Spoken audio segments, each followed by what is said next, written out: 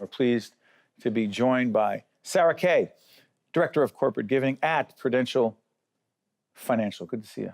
Thank you for having me. You know, there are a group of people, I believe we have 9 experts, 9 people committed to urban education all across this state, this nation. Prudential Financial committed to urban education, particularly in Newark, because? Well, Prudential's headquarters is here in Newark, New Jersey. We were founded over 140 years ago to really ensure that everybody has the opportunity to achieve financial security. And that opportunity begins with making sure that people have the right skill sets and that they're connected to quality jobs. And that begins with having a high quality education. And so for us, we strongly believe that a high quality education system is really important for a thriving city, of which we believe that Newark will become. It's also very important that it helps create pathways for economic mobility for underserved populations.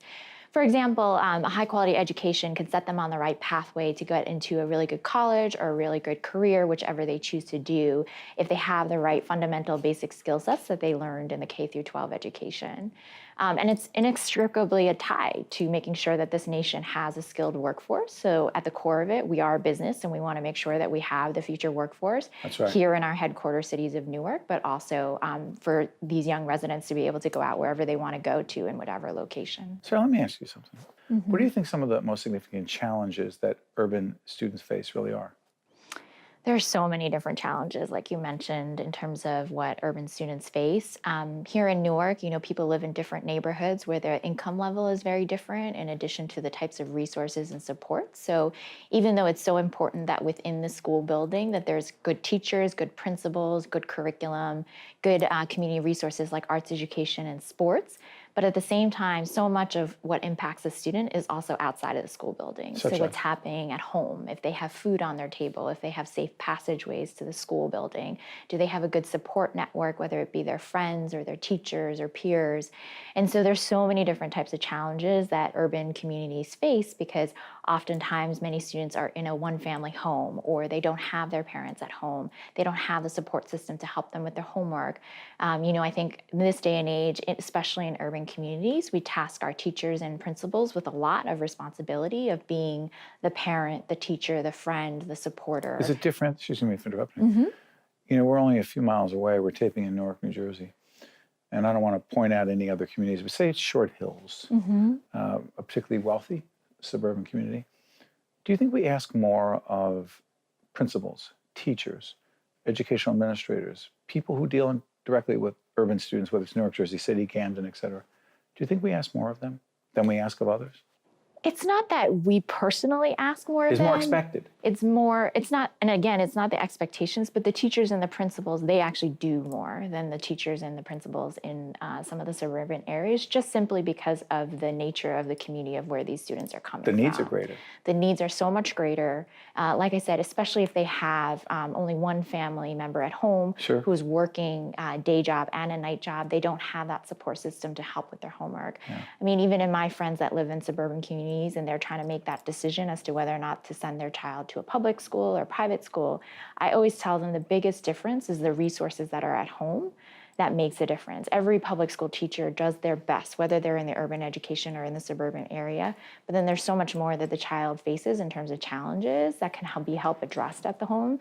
And if they just don't have that stable home environment or they just don't have the resources there, then there is that difference that teachers end up doing more. Sarah, help us understand something. At Prudential Financial, there's also a foundation very committed to the Prudential Foundation.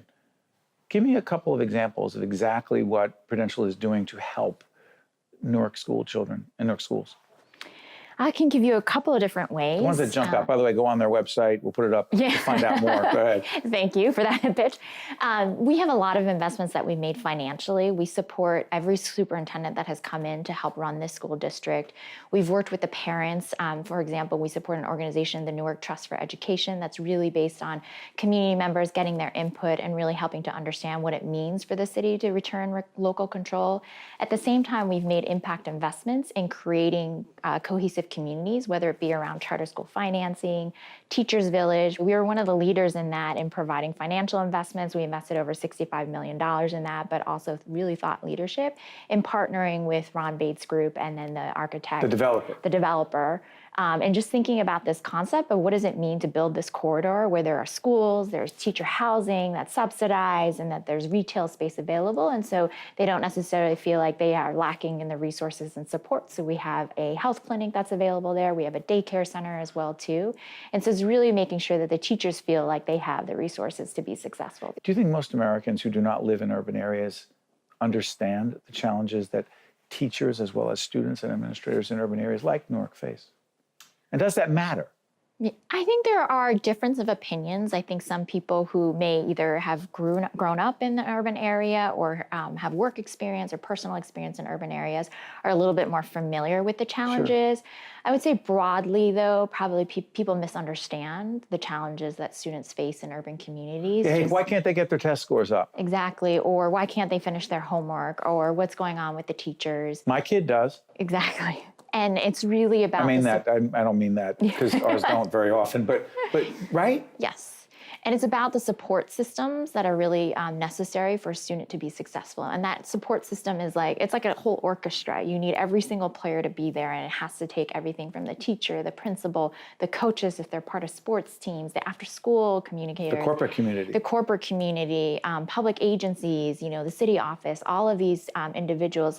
That saying, it takes a village to raise a child, is even more true when you're in an urban community. Well, listen, Sarah Keh, who's the Director of Corporate Giving at Prudential Financial, thank you very much. Thank you for having me.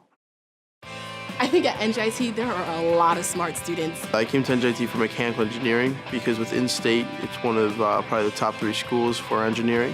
It sort of creates a friendly competition where you can learn from them. It's a great academic school. I feel I'm being challenged, but at the same time, I love the classes I'm taking. The atmosphere of being here is like being at an upstart company. It's that same kind of drive, that same kind of passion.